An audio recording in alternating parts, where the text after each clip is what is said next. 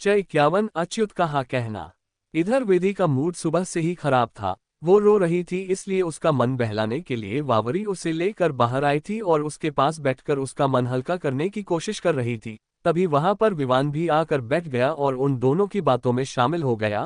वो भी विधि को हंसाने की कोशिश करने लगा और उन तीनों के साथ उसका भी मन कुछ हल्का हो गया था। वो भी उन लोगों के साथ थी पर ज्यादा कुछ नहीं बोल रही थी।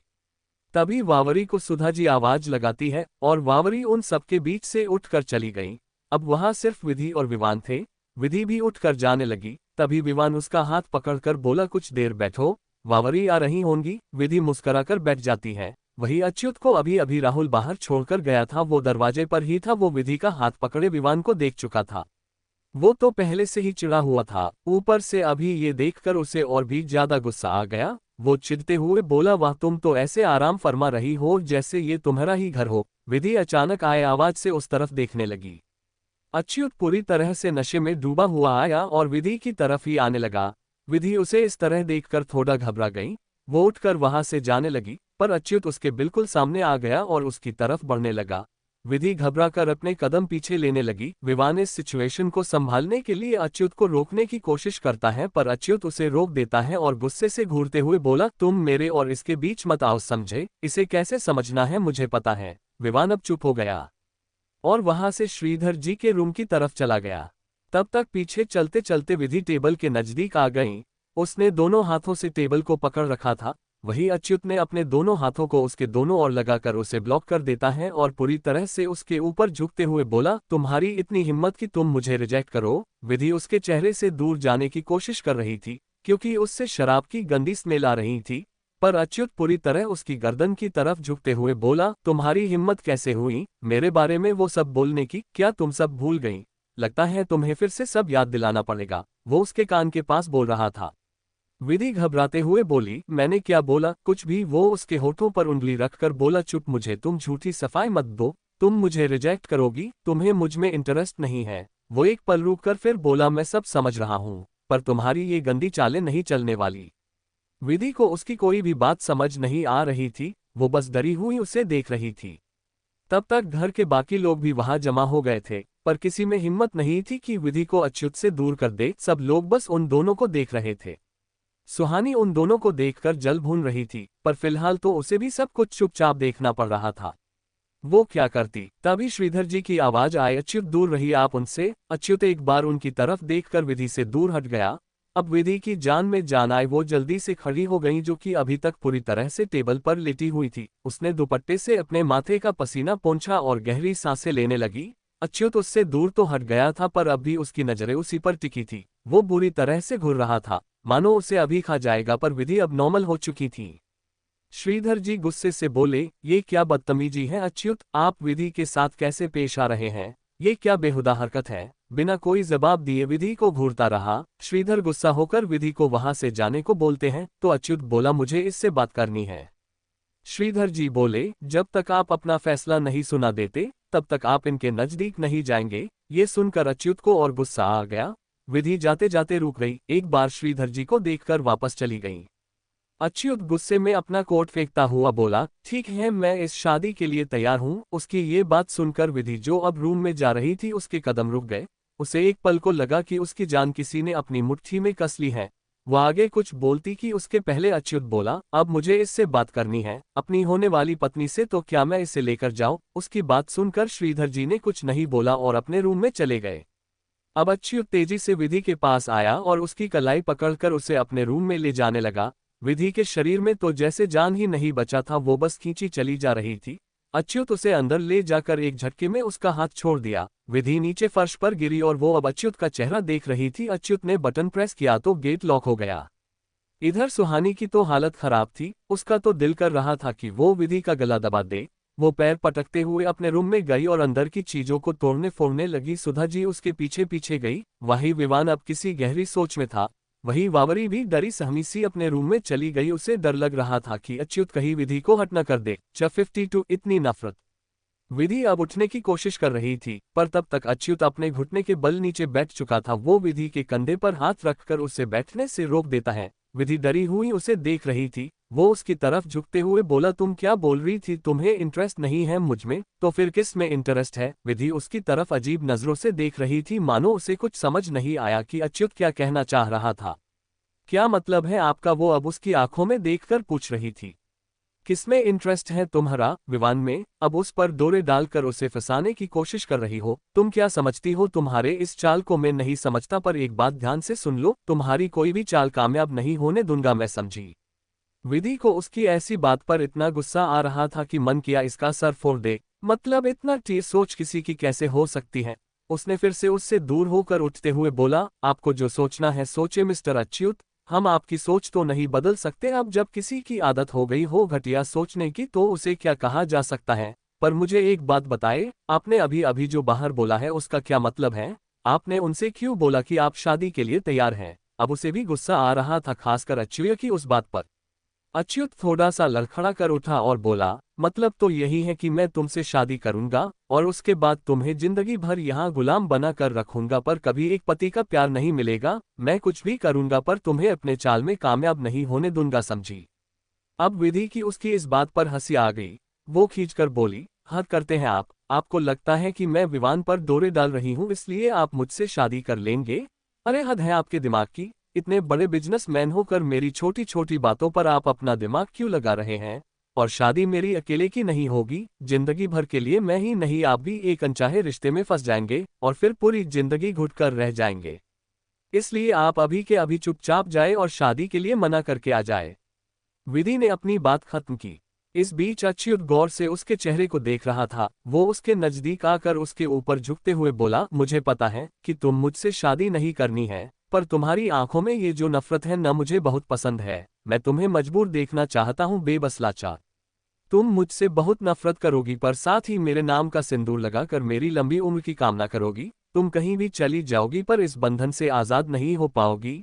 तुम्हारी सांसें मेरी गिरवी रहेगी और समाज की नज़र में हम पति पत्नी रहेंगे, पर असलियत तो कुछ और ही होगी। फिर कुछ रुककर बोला, शादी तुम्हारे लिए बंधन बनेगा पर मेरे लिए नहीं। मैं जब चाहूंगा तुम्हें अपनी जिंदगी से निकाल फेंकूंगा। उसके चेहरे पर एक गहरी मुस्कान थी।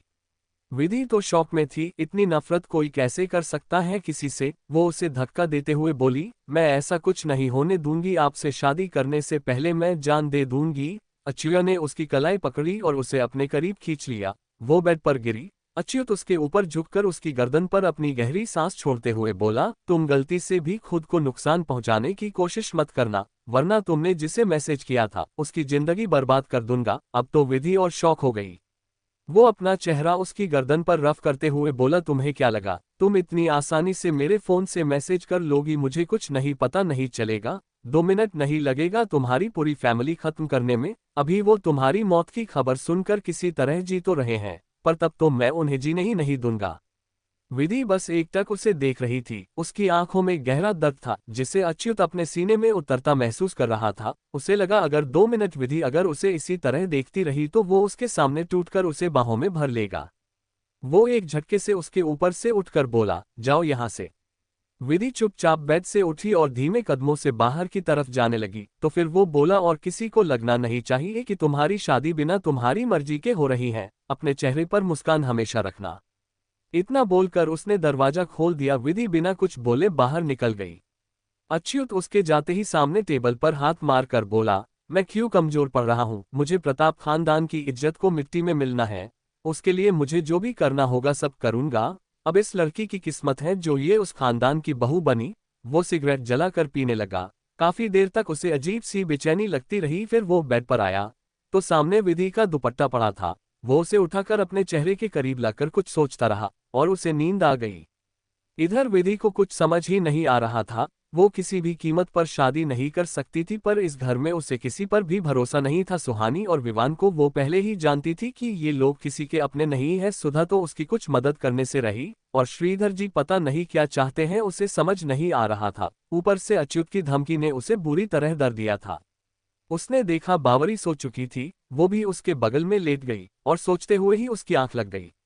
इधर शारदा जी अब मान चुकी थी कि विधि अब हमारे आसपास नहीं है। वो संतोष जी की तरफ देखकर बोली, आपके हिसाब से विधि अब इस दुनिया में नहीं है? पर यह दिल नहीं मानता और न कभी मानेगा। मैं आखिरी सांस तक उसे ढूंढने की कोशिश करूंगी, आप मुझे इससे नहीं रोकेंगे।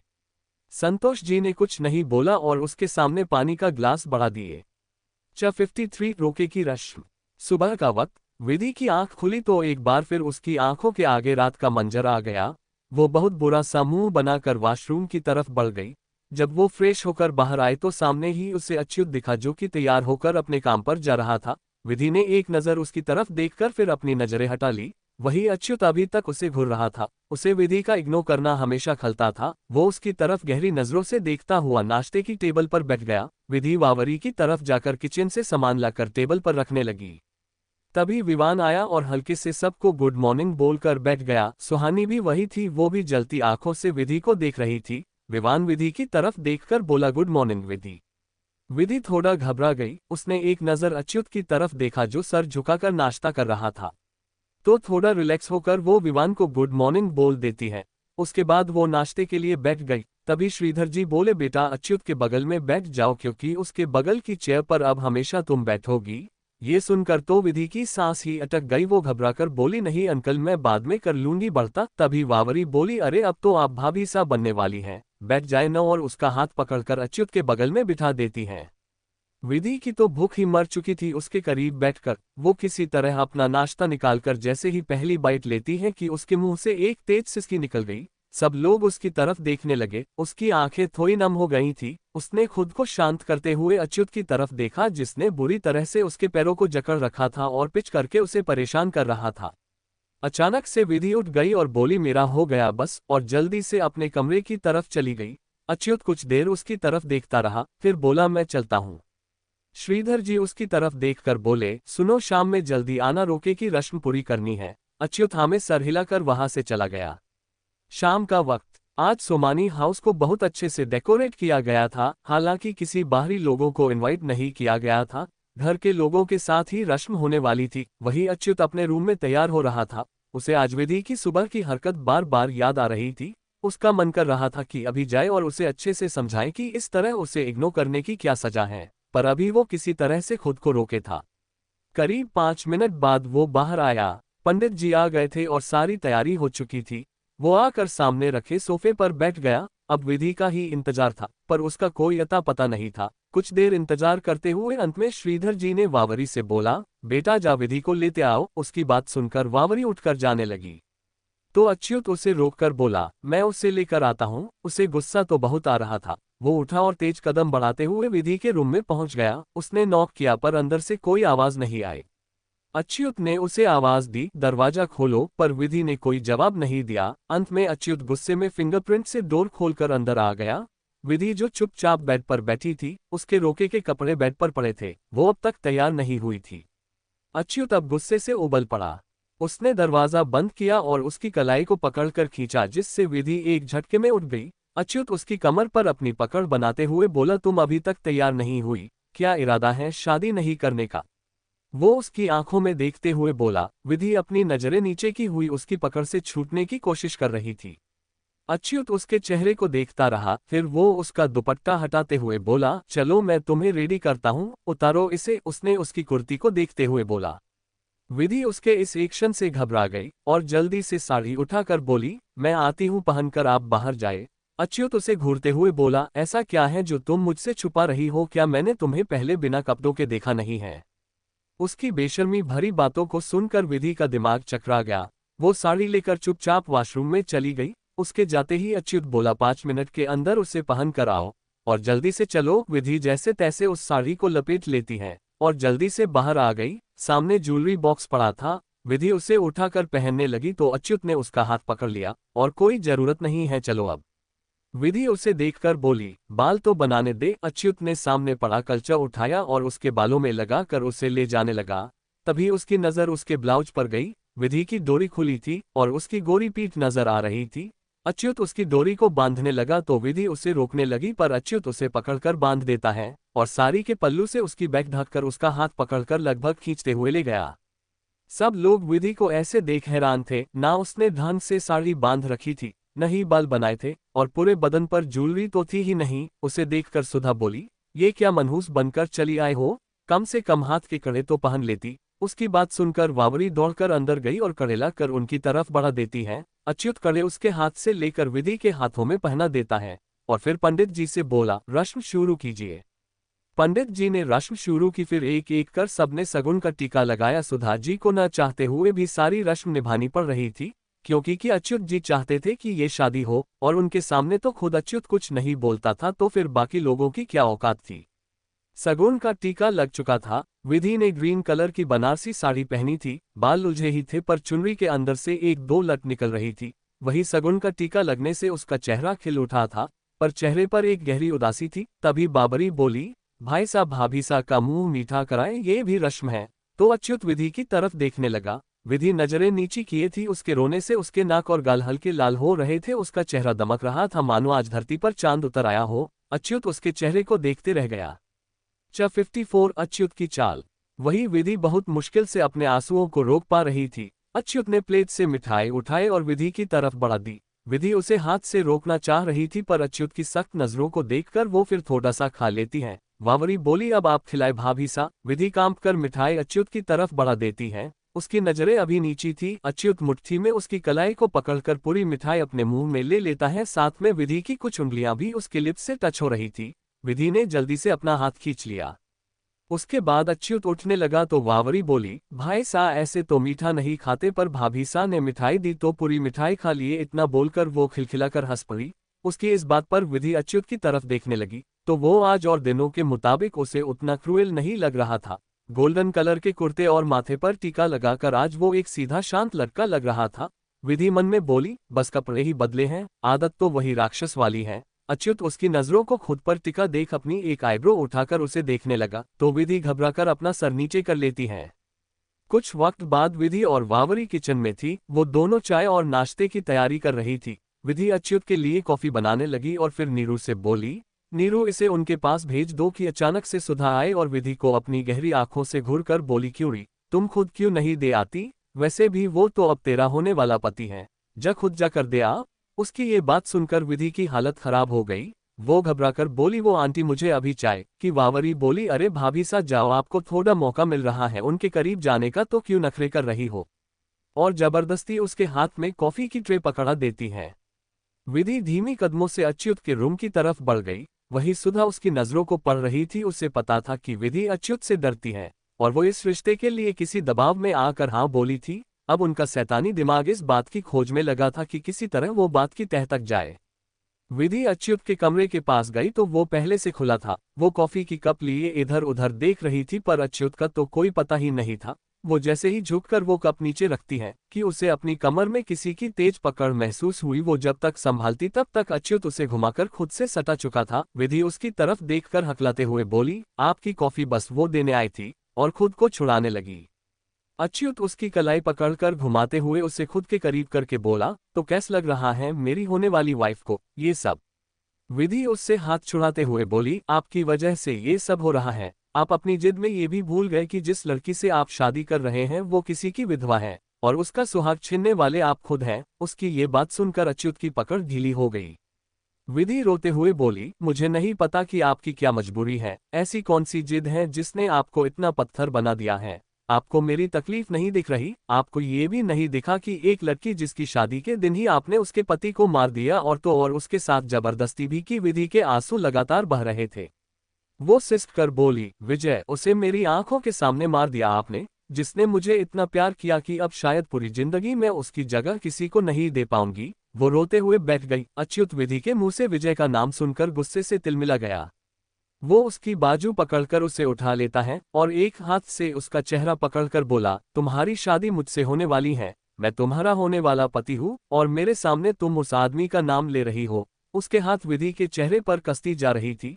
विधि कांपते हुए बोली, आप चाहे जो कर ले, पर मेरे दिल में हमेशा विजय ही। आगे कुछ बोलने से पहले अच्युत ने विधि के होठों को अपने होठों से कैद कर लिया और उसे किस करने लगा। उस एहसास में गुस्सा, जलन, प्यार सब कुछ था जिससे विधि और अच्युत दोनों ही अनजान थे।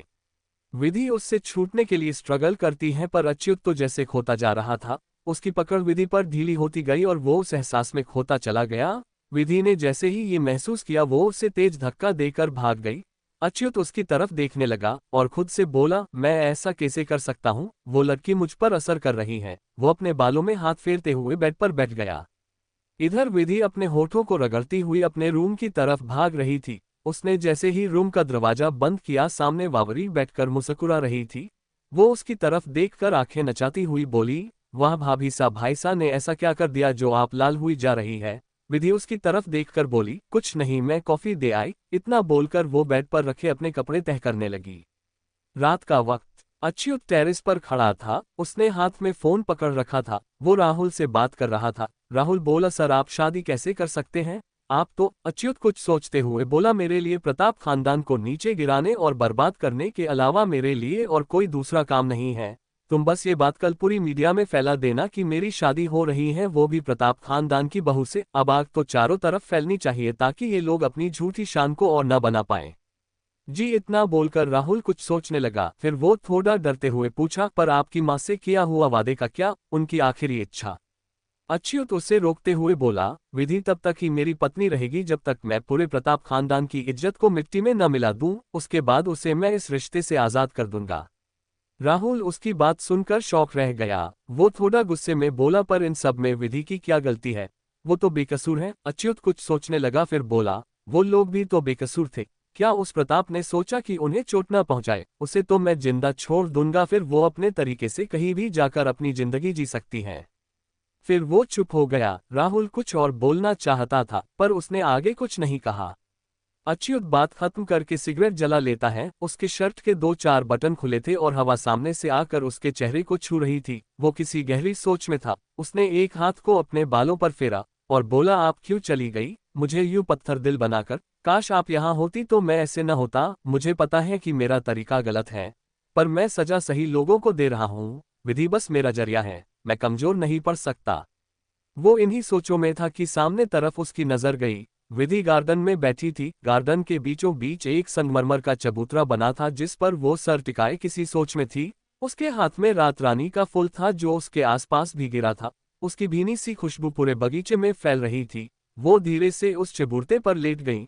उसके लंबे घने बाल खुले थे और उड़कर उसके चेहरे पर आ रहे थे।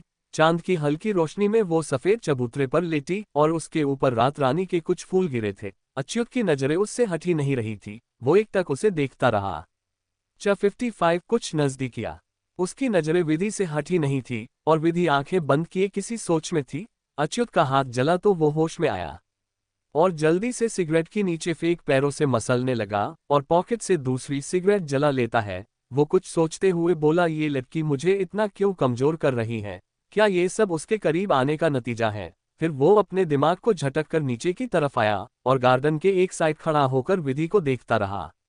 जब काफी देर तक विधि वैसे ही रही तो वो धीमे कदमों से उसके करीब गया। उसके कमर पर से उसके सूट का कपड़ा हवा से उठ गया था और उस ठंडे फर्श पर हल्की सी कप रही थी। वो धीरे से नीचे झुका और उसकी कमर को हल्के से चूम लेता है और फिर उसके करीब गया। उसने उसके चेहरे पर से उड़ता हुआ बाल हटाकर उसे अपने गोद में उठा लिया। विधि नींद में ही उसके कंधे में अपना हाथ डाल देती है। अच्युत उसकी तरफ देखने लगा, पर वो अब भी नींद में थी।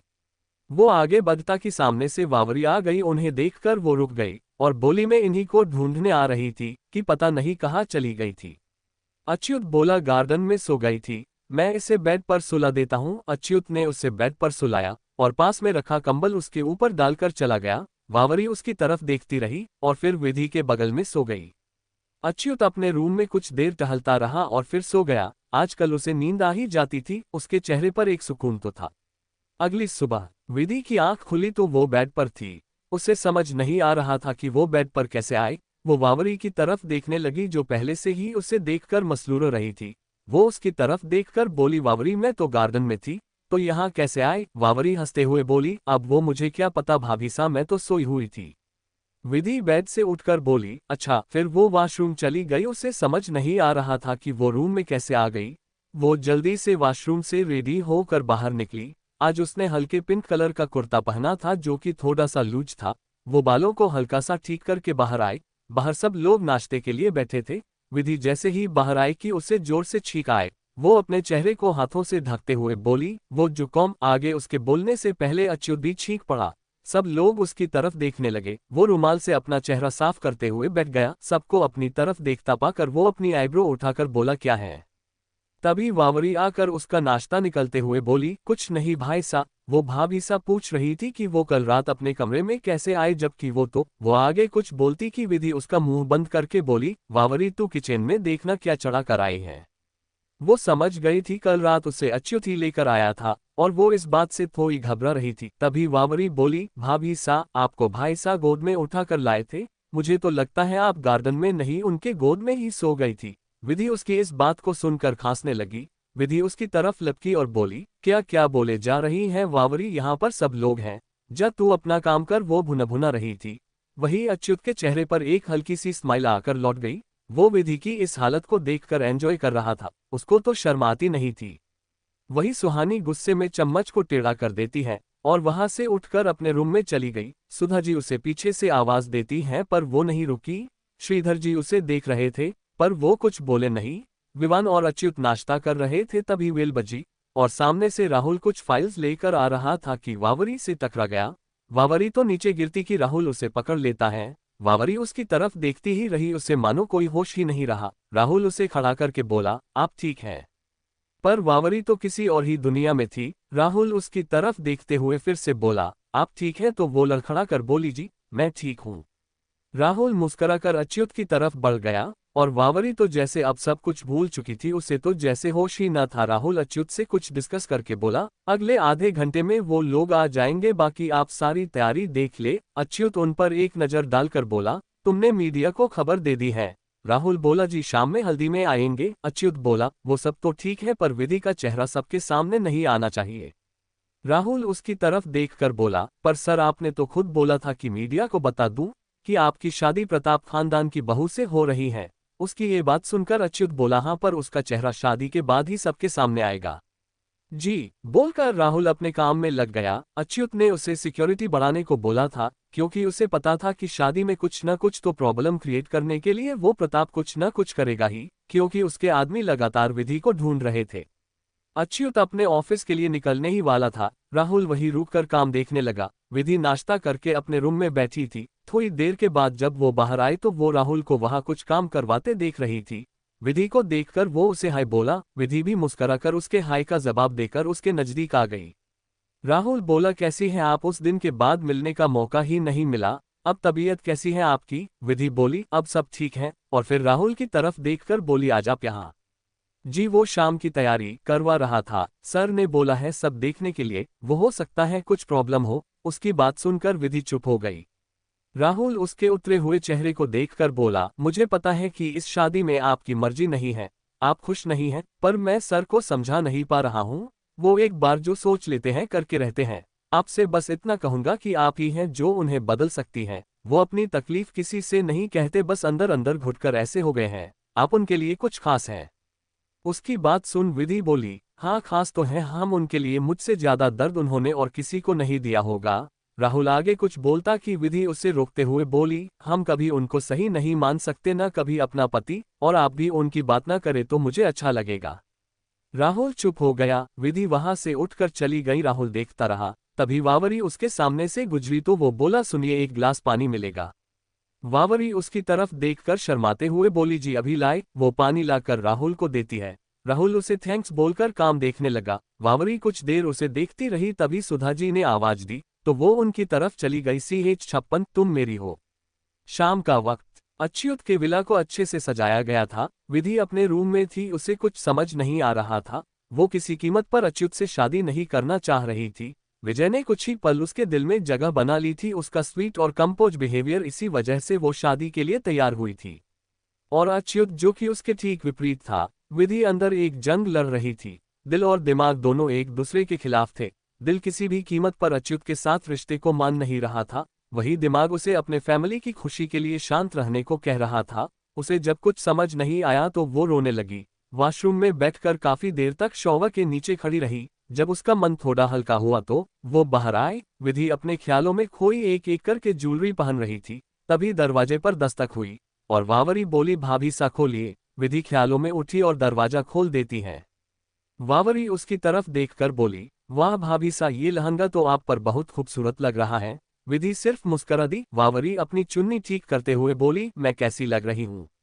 विधि उसकी नजर उतारते हुए बोली, बहुत प्यारी। तो वो शर्मा कर बोली, अब आप भी जल्दी से तैयार हो जाए वरना फिर से आपको भाई सा ऐसे ही उठाकर ले जाएंगे। और वो हंसने लगी। विधि एक फीकी सी हंसी हंसकर रेडी होने लगी। विधि तैयार हो चुकी थी तो वावरी उसे लेने आई। बाहर अच्युत पीले रंग के कुर्ते में रेडी था और राहुल से कुछ बात कर रहा था। विधि को देखकर उसकी नजरें कुछ पल को ठहरी और वो फिर से राहुल से बातें करने लगा। विधि आकर पास में लगे झूले पर बैठ गई। सारी औरतें एक एक करके उसे हल्दी लगाने लगी। वही अच्युत बस उसके बगल में बैठा बेमन से रस्में कर रहा था। उसने किसी को हल्दी लगाने नहीं दी थी। रस्म के नाम पर बस सुधा जी उसे थोड़ी सी हल्दी लगा देती है। वही विधि को एक के बाद एक औरतें हल्दी लगा रही थी। एक औरत बोली, मुझे नहीं लगा था कि इस खड़ूस अच्युत को इतनी प्यारी दुल्हन मिलेगी। उसकी बात सुनकर अच्युत गुस्से से पहले उस औरत को फिर विधि को देखने लगा। सारी हल्दी की रस्म हो चुकी थी तभी वावरी विधि को हल्दी लगाकर बोली, भाई साहब आप किसी से नहीं लगवा रहे तो भाभी सास से ही लगवा लो हल्दी। ये सुनकर अच्युत विधि की टाफ देखने लगा। वही विधि वावरी को देखकर आंखें निकाल रही थी। उसे अब गुस्सा आ रहा था। सब औरतें भी उसकी हाँ में हाँ मिलाने लगी तो विधि को हार कर थोड़ी सी हल्दी लेकर अच्युत के गाल पर लगानी पड़ी। अच्युत गौर से विधि को देख रहा था। अच्युत के एक गाल में हल्दी लगाकर विधि अपने कमरे की तरफ मुड़ गई। लगता है शर्मा गई, एक औरत ने बोला तो अच्युत विधि की तरफ गुस्से से देख रहा था। उसे विधि का यूं छोड़कर जाना अच्छा नहीं लगा था। इस तरह से वो लोगों के मन में शक पैदा कर रही थी। वो विधि के पीछे पीछे उसके कमरे की तरफ आया ऐसा और अचानक से उसकी कलाई पकड़कर अपने रूम की तरफ मुड़ गया। विधि उसे कुछ कहती या समझती तब तक अच्युत उसे लेकर अपने रूम का दरवाजा बंद कर चुका था। इधर वावरी कब से राहुल की तरफ देख रही थी जो कि काम में बिजी था। वो हल्दी लेकर उसकी तरफ बढ़ी कि तभी बीच में सुधा आ गई और उसे किचन की तरफ कुछ काम के लिए ले गई। वही सुहानी गुस्से से अच्युत के रूम के दरवाजे की तरफ देख रही थी जिधर अभी अभी अच्युत विधि को लेकर गया था। गुस्से से उसकी हालत खराब थी। तभी विवान उसके पीछे आकर खड़ा हो गया। उसने धीरे से कहा, ऐसे घूरने से कोई फायदा नहीं है। अच्युत को पाना है तो कुछ करना पड़ेगा। सुहानी उसकी तरफ गुस्से से बोली, तुम चुप रहो विवान, तुमने ही मुझे शांत शांत करके आज यहाँ खड़ा कर दिया है। वो 2 कौड़ी की लड़की अच्युत के रूम में है और कल उसकी पत्नी बन जाएगी। मैं ऐसा बिल्कुल होने नहीं दूंगी। विवान उसकी तरफ देखकर बोला, तुम गुस्से में कुछ उल्टा सीधा मत कर देना जिससे और सब बिगड़ जाए। वो उस पर बिगड़ते हुए बोली, तो तुम ही कुछ क्यों नहीं करते? विवान सुहानी का हाथ पकड़कर एक तरफ ले जाकर कुछ बताने लगा जिसे सुनकर सुहानी का गुस्सा जाता रहा। दूसरी तरफ अच्युत विधि को खींचते हुए वॉशरूम की तरफ ले गया। विधि उसे इस तरह देखकर और गुस्सा हो रही थी। वो उससे अपना हाथ छुड़ाने की कोशिश कर रही थी पर अच्युत की पकड़ जरा भी ढीली नहीं हुई। वो उसे ले जाकर वॉशरूम में छोड़ देता है और विधि की घूरने लगा। विधि की पूरी बॉडी हल्दी से पुती थी। वही अच्युत अभी भी बिल्कुल क्लीन था। वो अपना कुर्ता उतारने लगा तो विधि की सांसें तेज हो गई। वो उसकी तरफ देखकर बोली, ये क्या कर रहे हैं आप? आपको जरा भी तमीज नहीं है क्या? पर अच्युत उसकी बात अनसुनी कर उसकी तरफ बढ़ा। विधि पीछे खिसकते हुए दीवार से लग गई। अच्युत उससे सटकर उसकी आंखों में देखते हुए बोला, तुमने मुझे अच्छे से हल्दी लगाई नहीं तो मैंने सोचा क्यों ना खुद हो लगा लूं तुम्हारे बदन से हल्दी। और वो उससे लगकर अपनी बॉडी में हल्दी लगाने लगा। उसने अपने गाल को विधि के गालों से लगा दिया। उसके एक गाल में हल्दी लग गई। उसने दूसरी तरफ भी वैसे ही किया। विधि उसकी तरफ देख रही थी। उसकी आंखें भरी थी। वो अब भी अच्युत से छूटने की लगातार कोशिश कर रही थी पर अच्युत बिना अपना काम पूरा किए हटने वाला नहीं था।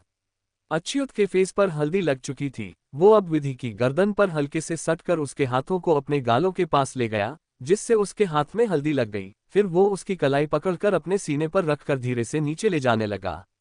विधि इस बीच अपना हाथ छुड़ाने की कोशिश कर रही थी पर अच्युत तो किसी और ही दुनिया में था। विधि का स्पर्श उसे पागल किए जा रहा था। विधि ने जैसे ही ये महसूस किया कि उसके हाथ अच्युत के कमर के नीचे जा रहे हैं वो तेजी से अपना हाथ हटाने लगी पर अच्युत ने तो उसे पकड़ रखा था। विधि लास्ट में अपने हाथ को मूव करके अच्युत की पीठ पर ले गई और खुद ही उसे हल्दी लगाने लगी। उसे डर लग रहा था कि अगर अच्युत उसके साथ जबरदस्ती करेगा तो कुछ भी कर सकता था। इसलिए उसने उसकी बात मानकर उसके पूरे बदन पर हल्दी के छाप छोड़ने लगी। विधि तो जल्दी से हल्दी लगाकर उसकी पकड़ से छूटना चाह रही थी पर अच्युत को विधि के करीब आकर बेचैनी होने लगी। वो उसकी नजदीकी बर्दाश्त नहीं कर पा रहा था। उसकी आंखें बंद थी और दोनों हाथ विधि की कमर पर फिसल रहे थे। अचानक से विधि बोली, हो गया मिस्टर सोमानी, अब छोड़े हमें, इतना बोलकर वो जैसे ही उससे दूर होने की कोशिश करती है तभी उसने महसूस किया कि अच्युत ने उसके लहंगे के ब्लाउज की डोरी खींच ली है। इस वजह से वो ब्लाउज सामने से लूज हो गया था। वो जल्दी से सीने पर हाथ रखकर दीवार से लग गई। अच्युत ने विधि की कमर को धीरे से पकड़ते हुए उसकी गर्दन पर अपने होठ रख दिए और एक हल्की किस करते हुए धीमी आवाज में बोला, विधि तुम पता नहीं क्या हो, पागल कर देती हो मुझे। और अपनी गर्म सांसें उसकी गर्दन पर छोड़कर जैसे खुद को कंट्रोल कर रहा था। विधि धीरे से बोली, प्लीज बंद कर दे ये सब, मत करे ऐसा। मैं कभी खुद को आपकी पत्नी नहीं मान पाऊंगी, न ही इस रिश्ते से किसी का भला होगा। अपनी जिद में किसी की जिंदगी से मत खेले। अच्युत उसकी बातों से बेखबर बस उसकी गर्दन को स्निफ किए जा रहा था। अचानक से विधि उसके चेहरे को अपने दोनों हाथों में भरकर खुद के सामने करती हुई बोली, भूले मत कि हम एक विधवा हैं जिसकी शादी हो चुकी है और आपने उसके पति को शादी के रात मरवाया है, समझे। उसकी आवाज तेज थी और पकड़ अच्युत के चेहरे पर कसी हुई थी। अच्युत उसका चेहरा देख रहा था। विधि आगे बोली, ये गलत है आपा, मेरे करीब आना, मुझे इस तरह से छूना, सब गलत है। आपकी ये शादी की जिद, ये भी कोई हक नहीं है आपको मेरे करीब आने का, समझे। विधि बोलते बोलते तो पड़ी, हम किसी और के हैं, किसी और की पत्नी जो अब इस दुनिया में नहीं है, पर मैंने सिर्फ उनको अपने ऊपर हक दिया था और किसी को नहीं। आप मुझसे दूर रहे। हिचकियों के साथ विधि ने अपनी बात खत्म की और अच्युत के चेहरा छोड़कर अपना सर झुकाकर रोने लगी। अच्युत का गुस्सा बढ़ चुका था। वो अब उसे गुस्से से घूर रहा था। उसने अपने हाथ विधि के बालों में लगाकर कस दिया और उसका चेहरा ऊपर उठाया तो विधि सिसक उठी। उसका रोता हुआ चेहरा अच्युत के सामने था। वो उसके करीब होकर बोला, तुम मेरी हो। विधि गुस्से में बोली, नहीं, और अच्युत गुस्से से उसके होठों को अपने होठों में भर लेता है। 57 अच्युत का विधि को मेहंदी लगाना। विधि की सांसें उखड़ने लगी थी, पर अच्युत की शायद इस बात से कोई फर्क नहीं पड़ रहा था। वो जब उससे अलग हुआ तो विधि के होठ बुरी तरह सूजे हुए थे, आंखें लाल थी और चेहरा मुरझाया हुआ। वावरी बाहर से आवाज लगा रही थी। अच्युत उसके बालों की पकड़कर उसके होठों को अंगूठे से हल्का सा रब करके बोला, तुम क्या थी नहीं थी मैं कुछ नहीं जानता, अब तुम मेरी पत्नी बनोगी और तुम चाहे कितनी भी कोशिश कर लो अब तुम इस चीज से नहीं बच पाएगी। इस शादी को कोई नहीं रोक सकता, इसलिए अपनी ये बेकार की कोशिश छोड़ दो और चेहरे पर एक स्माइल रखो। दूसरी बात, मुझे इग्नोर करने की सजा बहुत बुरी होती है, तुम इस बात को भी अपने दिमाग में बिठा लो। विधि उसकी बातें सुनकर अपने कदम बाहर की तरफ बढ़ा लेती है। उसने कुछ भी नहीं बोला तो अच्युत उसकी कलाई पकड़कर धीरे से बोला, रुको, और चुन्नी से उसकी बैक की कवर करके बोला, अब जाओ और अगली रस्म के लिए रेडी हो जाओ। विधि दोनों हाथों से चुन्नी को भींचकर कमरे की तरफ चली गई। उसे वहां से निकलते हुए वावरी देख लेती है। वो तुरंत विधि का हाथ पकड़कर बोली, भाभी सा, आप भाभी सा के रूम में क्या कर रही थी? अभी बुआ देख लेती तो तमाशा कर देती। अब चलिए जल्दी से मेहंदी के लिए रेडी हो जाए, सब लोग इंतजार कर रहे हैं। अचानक से उसकी नजर विधि के ब्लाउज की डोरी पर गई तो वो बोली, ये कैसे हुआ? विधि को समझ नहीं आया कि उसे क्या जवाब दे। वो चुन्नी साइड करते हुए बोली, उलझकर टूट गया। वावरी तुम तैयार हो जाओ, मैं कपड़े चेंज कर लेती हूँ। वावरी हाँ बोलकर खुद को शीशे में निहारने लगी। अब उसका भी दिल किसी पर आ गया था और उसकी एक नजर पाने के लिए वो घंटों सज संवर सकती थी। विधि अपने आंसुओं को जब्त करके रेडी हुई। अब उसकी मेहंदी की रस्म भी आज ही होने वाली थी। विधि वावरी को देखकर बोली, वावरी मेरे लिए कुछ खाने को ला दो, मुझे भूख लगी है। वावरी हंसते हुए किचन की तरफ खाना लाने चली गई। अब विधि बेड पर बैठकर अपने हाथों को देख रही थी और सोचे जा रही थी कि जिस इंसान ने उसकी जिंदगी नर्क बना दी है, उसके नाम की मेहंदी वो कैसे लगा सकती है। वो सामने रखे आयरन का स्विच ऑन कर देती है। थोड़ी देर के बाद वो हीट को गया तो विधि एक एक करके अपने दोनों हाथों पर उसे रख देती है। वो दर्द को बर्दाश्त करते हुए बोली, ये दर्द उस दर्द से कम ही होगा। तुम्हारा नाम मेरी जिंदगी में कहीं भी नहीं होगा मिस्टर अच्युत सोमानी। तुम्हें आज जितना सताना है सता लो, जब मेरा वक्त आएगा तो मैं भी तुम पर जरा भी रहम नहीं करूंगी। इधर वावरी जब खाना लेकर आए तो देखा विधि अपने हाथों को देख रही थी जिस पर बुरी तरह से छाले पड़े थे और विधि उन्हें देखकर मुस्कुरा रही थी। वावरी तो देखकर दौड़ी हुई उसके पास आए और उसका हाथ पकड़कर बोली, भाभी सा ये कैसे जल गया? आपने ये कैसे जला लिया? अब आपको मेहंदी कैसे लगेगी? उसकी बात सुनकर विधि बोली, हाँ वावरी अब तो मेहंदी नहीं लगेगी। और उसका लाया खाना एक बाइट खा लेती है पर उसे बहुत पेन हुआ तो वावरी को बोली, मैं बाद में खा लूंगी। वावरी टेंशन में थी। वो दवाई लाने लगी तो विधि उसे मना करते हुए बोली, मैं रश्म से आकर लगा लूंगी। वावरी विधि की लेकर बाहर गई। सारी औरतें बाहर बैठी थी और विधि का ही वेट कर रही थी। अच्युत जो चेंज कर चुका था अब राहुल से कुछ डिस्कस कर रहा था। उसकी नजर विधि पर गई तो वो उसे घूरती नजर आई मानो उसे कोई चैलेंज कर रही हो। अच्युत को उसके एक्सप्रेशन से ही लग गया कि विधि ने जरूर कुछ किया है। वो मुस्कुराते हुए रश्मि के लिए बैठ गई। अच्युत उसे देखते हुए सोच रहा था, अगर तुमने कोई भी चालाकी की होगी तो आई शो विधि मैं तुम्हें ऐसी सजा दूंगा कि तुम मेरे साय से भी कांपोगी। पर इसने किया क्या होगा वो अभी सोच ही रहा था कि आवाज आई, अरे इसके तो दोनों हाथ बुरी तरह से जले हुए, अब मेहंदी कैसे लगेगी? और अगर लगी भी तो रंग नहीं चढ़ेगा। विधि तिरछी आंखों से अच्युत को देखने लगी, जो कि अब उसकी चालाकी समझ चुका था। वावरी बोली, हाँ बिना मेहंदी के तो शादी फीकी लगेगी भाभी सा, और भाई सा का नाम भी नहीं लिखा होगा इनकी हथेली पर, बताओ ये तो बहुत बुरा होगा।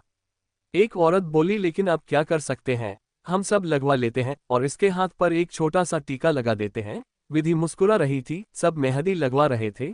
विधि की हथेली पर मेहंदी का एक छोटा सा टीका लगा था।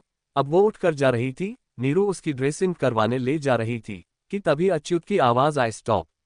विधि रुककर अच्युत की तरफ देखने लगी। अच्युत धीमे कदमों से उसकी तरफ बढ़ा और उसकी कलाई पकड़कर वापस वही ले आया और उसे धीरे से बिठाकर बोला, तुम्हारे हाथों पर मेरा नाम तो होना ही चाहिए, वरना रस्म पूरी नहीं होगी और मुझे इस शादी के हर एक रस्म को निभाना है। विधि उसकी तरफ देखने लगी मानो उसकी समझ में कुछ नहीं आ रहा हो।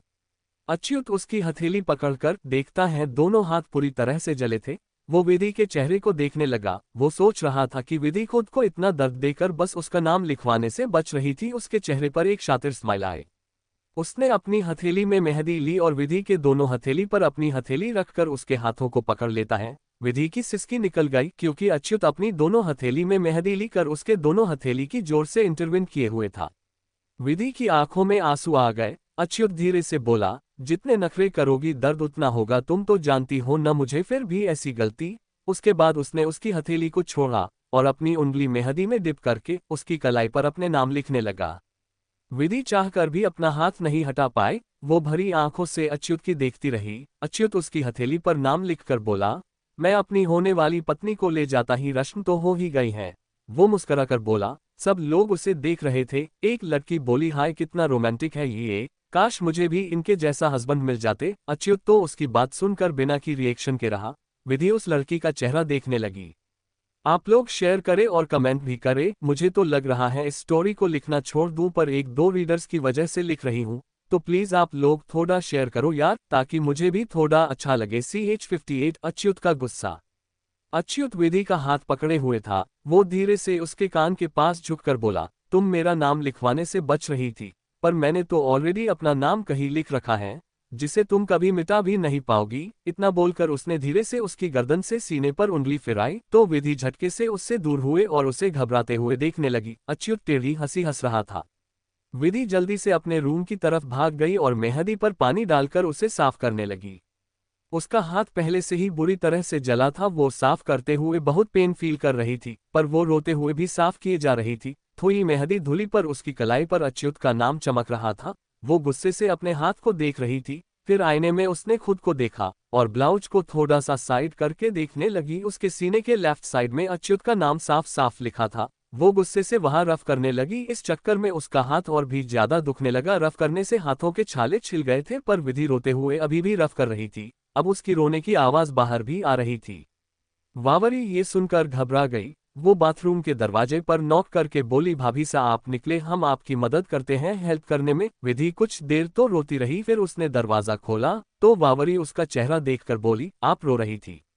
विधि खुद को जब्त करते हुए बोली, नहीं मैं ठीक हूँ, थोड़ा थक गई हूँ तो रेस्ट करना चाहती हूँ। वावरी उसे कपड़े चेंज करने में मदद करती है। अभी वो एक सफेद लूज कुर्ते में थी, ऊपर उसने पिंक दुपट्टा ले रखा था। वावरी ने उसके बालों की खोल दिया और हल्के से जुड़े में बांध दिया। वो विधि का दर्द समझती थी, पर वो उसे और दुखी नहीं करना चाहती थी। उसका अतीत पूछकर इसलिए चुप रहती।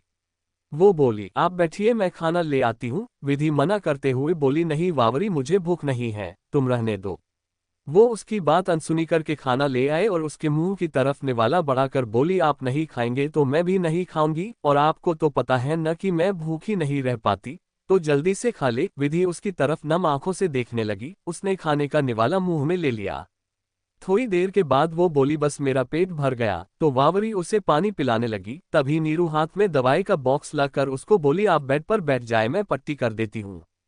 विधि उसे मना करना चाहती थी, पर नीरू ने पहले ही बोल दिया कि उसे अच्युत ने भेजा है, तो वो बिना बहस किए बैठ गई। साथ में सोचने लगी कि अच्युत ने उसकी परवाह क्यों की। उसे क्या मतलब उसकी जलन से? फिर वो मन ही मन सोचने लगी, होगी इसमें भी कोई चाल, अब वो जल्लाद किसी की फिक्र करने से तो रहा। वही अच्युत जो अभी पानी पी रहा था, उसे जोर की खांसी आए, वो जल्दी से ग्लास नीचे रखकर खांसने लगा। जब वो थोड़ा शांत हुआ तो सुधा की आवाज आए, लगता है किसी ने दिल से याद किया। अच्युत उनकी तरफ एक नजर देखकर टिश्यू ने अपने चेहरे को पोंछता आगे बढ़ गया। अच्युत राहुल से कुछ डिस्कस करके बोला, अब तुम भी चले जाओ, परसों शादी के दिन सब देख लेना। राहुल हाँ बोलकर जाने लगा। अच्युत टेरिस की तरफ बढ़ गया। वो आजकल जो भी कर रहा था, उससे उसका मन इस कदर बेचैन रहता कि लोगों के सामने रहने पर उसे घुटन सी होने लगती। वो अपने दिल को लाख मजबूत कर रहा था, पर उसका दिल उसे सही नहीं मान रहा था। इस दिल और दिमाग की उठापटक में वो शांत होने के लिए बाहरी चीजों का सहारा ले रहा था। वो टेरेस पर जाकर इधर उधर देखने लगा। ऊपर की ठंडी हवा भी आज उसे सुकून नहीं पहुंचा रही थी।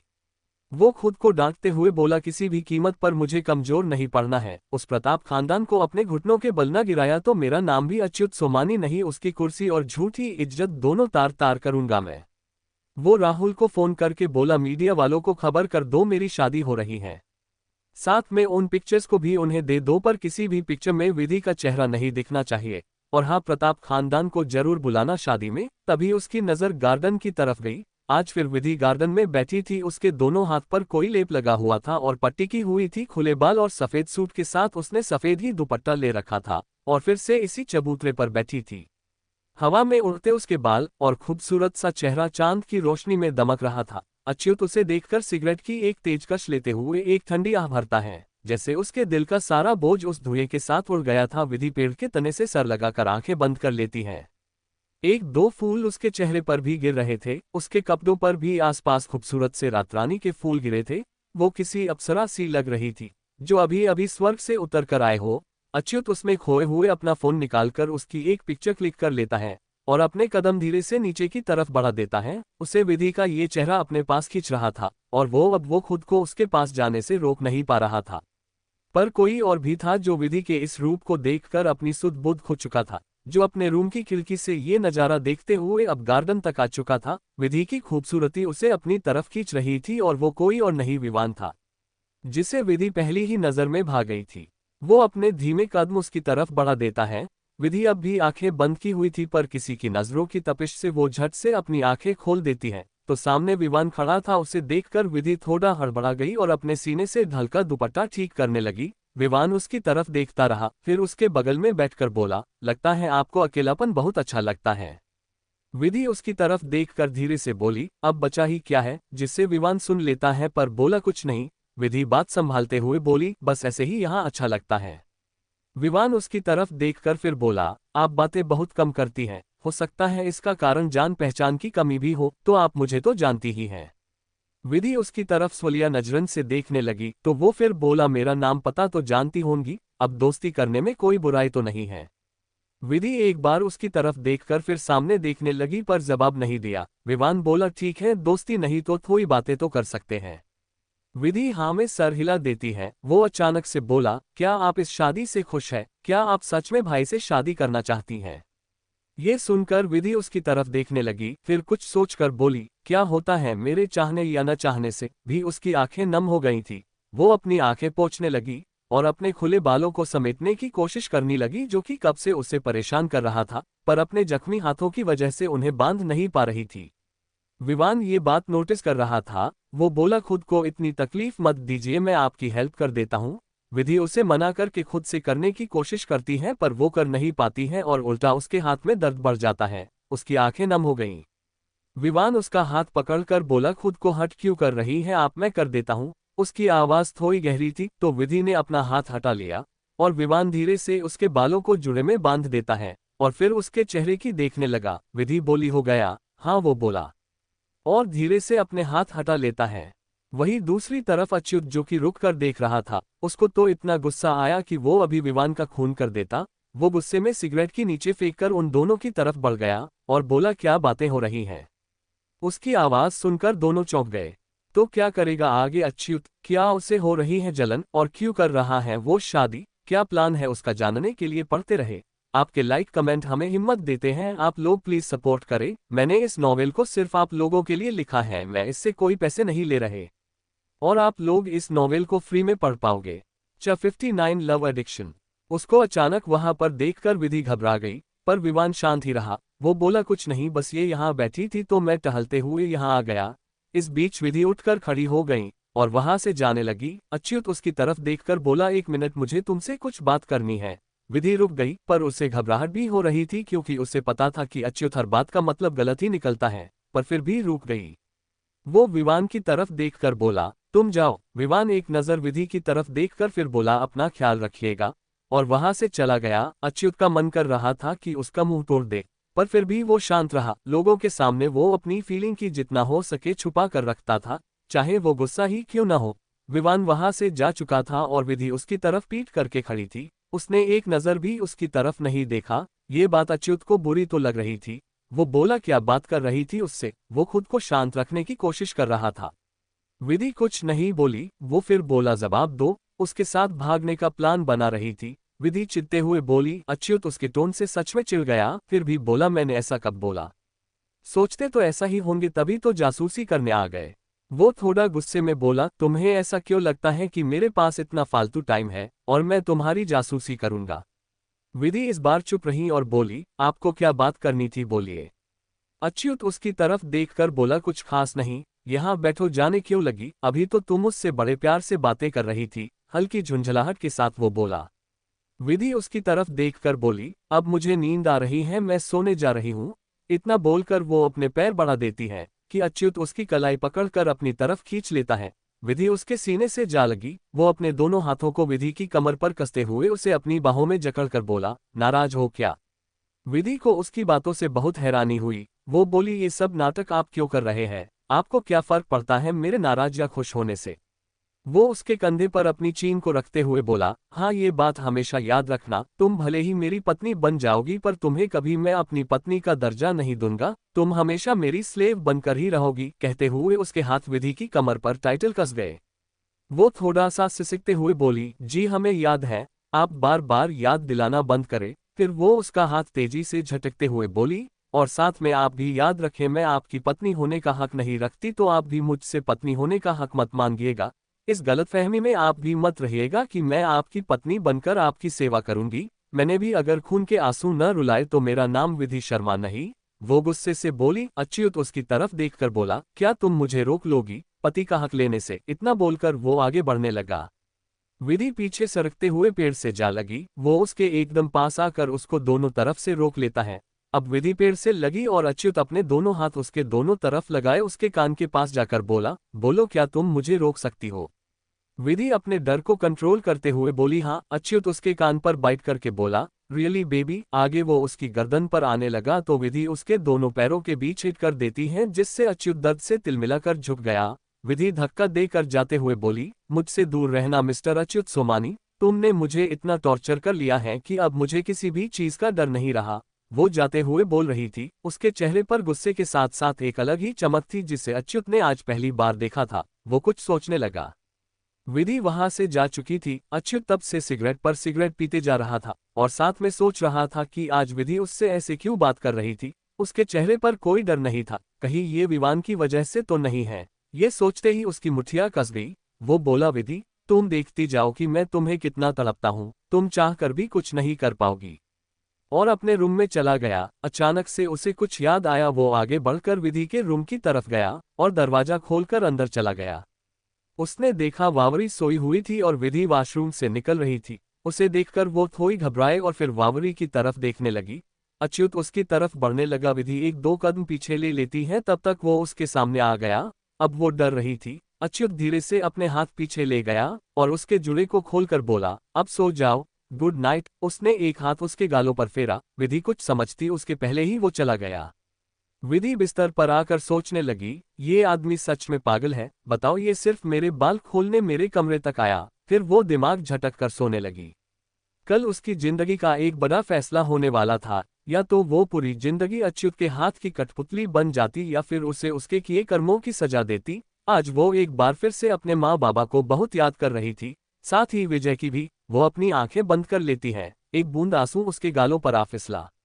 60 लव एडिक्शन। अगली सुबह। आज की सुबह जब विधि की आंख खुली तो वावरी उठ चुकी थी। वो सामने की तरफ उठकर बालकनी चली आई। उसने अपने बालों को जुड़े में समेटा और एक अंगड़ाई ली।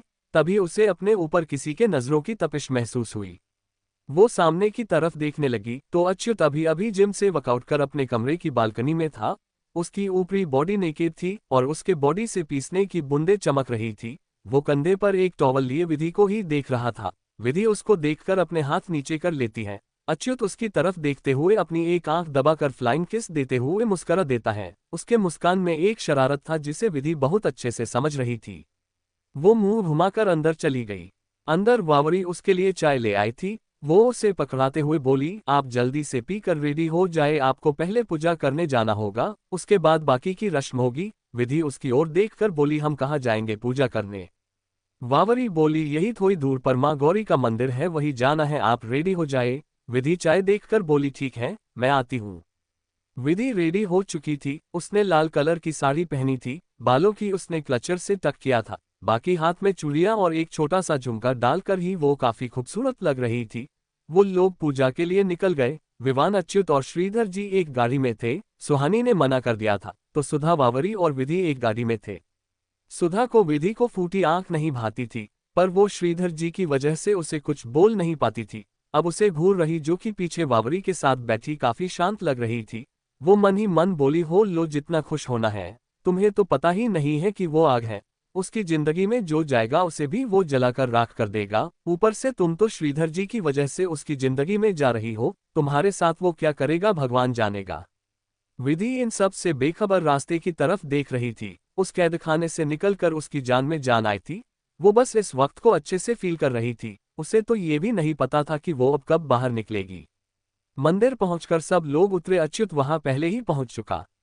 श्रीधर जी पंडित जी से बात कर रहे थे और अच्युत उनके पीछे खड़ा अपने फोन में कुछ कर रहा था। विधि गाड़ी से निकलकर आसपास देखने लगी। आज अच्युत ने भी सिंपल सा कुर्ता पहन रखा था जिसकी स्लीव्स उसने फोल्ड कर रखी थी और ऊपर के 2 बटन खुले थे। हैंडसम तो वो था ही, अभी और भी ज्यादा लग रहा था। विधि साड़ी को संभालते हुए आगे बढ़ी। आसपास हल्की भीड़ थी। कुछ छोटी मोटी दुकानें थी जहां पूजा के सामान के अलावा कुछ छोटी चीजें, सिंदूर, चूड़ियां भी बिक रही थी। मार्केट में अच्छी खासी चहल पहल थी। विधि को थोड़ा अच्छा लग रहा था। मंदिर में जाकर विधि सामने खड़ी हो गई। उसने पल्लू को अपने सर पर रखा और पंडित जी की बताई जगह पर जाकर खड़ी हो गई। अच्युत भी उसके बगल में खड़ा था। उसकी नजर आज बार बार विधि पर जा रही थी। पंडित जी ने सारी पूजा करवाई और दोनों को आशीर्वाद दिया। उन दोनों को देखकर पंडित जी बोले, भगवान ने आपकी जोड़ी बनाई है, कुछ बाधाएं आएगी पर तुम दोनों एक दूसरे के साथ ही रहोगे। विधि व्यंग से मुस्कुरा दी। अच्युत उसे अपनी तिरछी नजरों से देखने लगा। थोड़ी देर में पूजा खत्म हुई तो सब लोग आगे बढ़ गए। अच्युत विधि को तिरछी नजरों से देखता हुआ निकल गया। विधि भी अब गाड़ी में आकर बैठ गई। उसका मन तो बहुत कर रहा था कि वो घूमे, पर सब लोग साथ थे और किसी को कहीं रुकने की इजाजत नहीं थी। तभी वावरी बोली, बुआ सा मुझे चूड़ियां लेनी है। सुधा उसकी तरफ गहरी आंखों से देखकर बोली, नहीं कोई जरूरत नहीं है। श्रीधर जी बोले, अरे लेने दो, बच्ची को क्यों मना कर रही हैं, जाओ बेटा ले लो। वो खुश होकर उस तरफ जाने लगी तो विधि से बोली, आप भी चले ना। सुधा मना करके बोली, नहीं ये कहीं नहीं जाएंगी, अच्युत ने मना किया है, अब तुम जाओ जल्दी से लेकर आओ, समझी। वो फिर बोली, मैं आपके लिए भी कुछ ले लूंगी। विधि उसकी तरफ मुस्कुरा कर देखती है। सुधा कुड़कर उसे देखने लगी। थोड़ी देर में सब घर पहुंच गए। श्रीधर जी अपने रूम में जाते हुए बोले, मेरे लिए 1 कप चाय लेते आए, तो सुधा उनके लिए चाय बनाने चली गई। वही सामने सोफे पर वावरी अपनी चूड़ियां विधि को दिखा रही थी। फिर वो एक झुमका उसकी तरफ करके बोली, ये आप ले लीजिए, मैंने आपके लिए लिया है। विधि मुस्कुरा कर ले लेती है। वैसे तो उसे अब इन चीजों से कोई फर्क नहीं पड़ता था, पर वो वावरी का दिल नहीं तोड़ना चाहती थी। थोड़ी देर बाद विधि किचन की तरफ पानी लाने जा रही थी कि अचानक से उसकी कलाई पकड़कर किसी ने उसे झटके से खींच लिया। विधि चिल्लाने ही वाली थी कि अच्युत उसका मुंह अपने हाथों से बंद कर उसे पास के पिलर से लगा देता है। विधि आंखें फाड़े उसे देख रही थी और अच्युत उसे अपनी बाहों में लेकर खड़ा उसे देखे जा रहा था। विधि उससे नजरें हटाते हुए बोली, क्या हुआ, आपने मुझे इस तरह क्यों पकड़ रखा है? अच्युत उसकी बात का कोई भी जवाब नहीं दे रहा था। वो चुपचाप विधि के चेहरे को देख रहा था। वो लाल साड़ी और खुले बालों में बहुत ही खूबसूरत लग रही थी।